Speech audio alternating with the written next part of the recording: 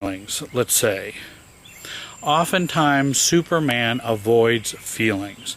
Well, feelings are a very, very important part of life. Does that mean feelings should run all of our lives? Well, of course not. But they are a part of our lives, and how we manage feelings can have a lot to do with how we are successful or unsuccessful. Counterdependent parents confuse their children by acting one way and feeling another. In fact, a parent may yell at a child saying, "But I'm your father." And it kind of comes out sounding angry and kind of aggressive. Actually, the parent was trying to say, "You really matter to me." But since the counter-dependent parent is not in touch with those feelings, and it's hard to express those feelings, they may express themselves in incongruent or inconsistent ways. And the child is not sure how to understand that message. Does that mean he cares or he doesn't care? I don't know. I'm getting a mixed message. I think an excellent example of that is, if you've noticed, there's a commercial on television that is a cell phone commercial, and I think it's a cell phone carrier plan. I forget which of the major companies it is now. But there's a father and a son, and all they do is, with looks and grumps and words and short things, communicate their feelings of affection towards one another. Even a little nudge. And that's all that gets communicated. And so they just do that through those little verbal and bodily cues. Now, the commercial is very cute because I think a lot of us have experienced that. The only difficulty, as you notice, is that nobody's expressing any real emotions, any real pain, any real sadness, while it's cute and it looks like we're all being strong, it's kind of a Superman commercial. And kind of a training and teaching of, you should be Superman too. You should already know how I feel. I shouldn't have to tell you. It's already obvious. And again, it being cute is one thing, but it can be painful if that's the way you grew up throughout your life as a child. Counterdependent parents don't tend to like hugging or showing of affection outwardly. They feel uncomfortable with that. And so that may get passed on to their children as well. Counterdependent parents often are critical of their kids and have very, very high expectations. In other words, I'm a Superman, why aren't you a Superman too? And the only thing that's a good measure or bar to measure everything with, the only ruler there is Supermanism. That's the ruler, and we should use that ruler in all of our life. That's the message of the counterdependent parent, or the Superman parent. So how do kids feel growing up in Superman's house? Often kids feel left with a feeling of always wanting more emotional connectedness or love. We can call that either father hunger, or mother hunger, or parent hunger. In other words, we're left with just a hole inside of us.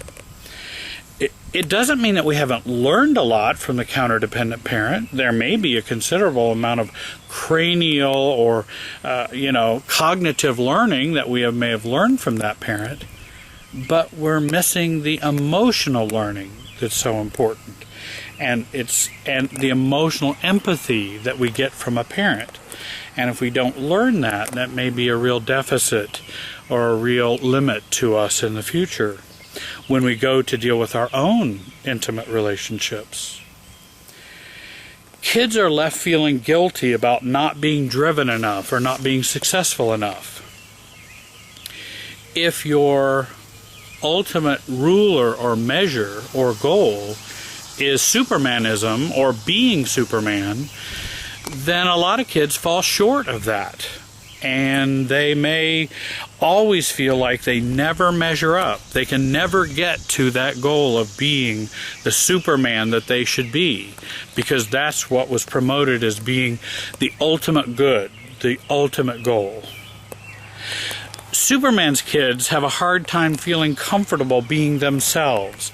Many times they don't even know who that is. They learn what they should do. They learn what they should do, but they don't really learn who they are. Since Superman as a parent can only play 2 keys on the piano, or on the emotional piano, such as anger or not anger, or maybe there might be irritable and anger, but a very few number of keys on the emotional piano can they play. That also gets transmitted to our children, and that's what they learn as to how many keys are on a piano. We want our children to learn that there's 88 keys on the emotional piano. There are lots of feelings, and they're okay to have, and don't have to interfere with your life or cause you difficulties. The Superman's kids tend to act out versus talk out or sort out problems. Since we're not aware of our feelings or have struggles with feelings or don't know how to resolve them, we then end up acting them out. We misbehave, and we don't know why. I don't know how many clients who have come as adults and come and do behaviors, get into trouble, have affairs, struggle with problems at work, make mistakes, and have no idea why they did it. Because they don't know the pain and struggle that they have going on the inside. They never learned that was an important piece of information to know, which can help you behave well. And instead, we act out our problems rather than talk them out or sort them out. Or, as some say, feel them out. Superman's kids marry someone like Superman. Or they might marry someone who is the opposite of Superman. Someone who is chronically and acutely under-functioning. Either they're a super-functioner, over-functioner, or they marry someone under-functioning. But either way, they tend to end up on either side of the pendulum swing, and not very much in the middle. Superman's kids learn the importance of looking good, not feeling good. And again, how you look is one of the most important things in Superman's home versus how you feel.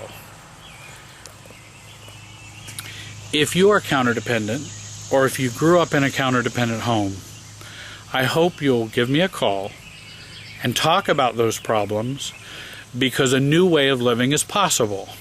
Call me at 317-919-6264, or you can reach me at our website at www.familytreecounseling.com.